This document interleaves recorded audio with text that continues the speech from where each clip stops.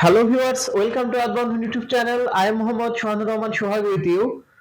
In this video, now I am showing you how to connect deep fire wiring circuit diagram. If you are new to my channel, please be subscribed and stay with me. Press the bell icon for more my video. If you already subscribed, thank you so much. So viewers, let's start. Double pole MCB circuit breaker, socket board, top plug, terminal block, limit switches.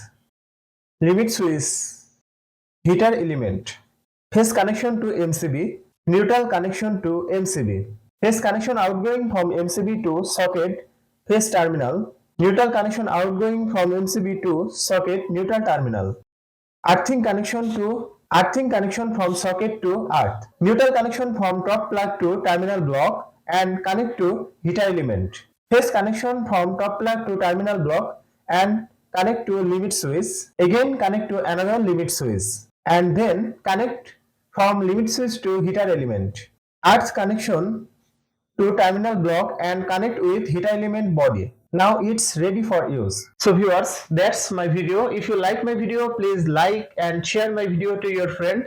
Thanks for watching my video and thanks for being with me. Thank you so much.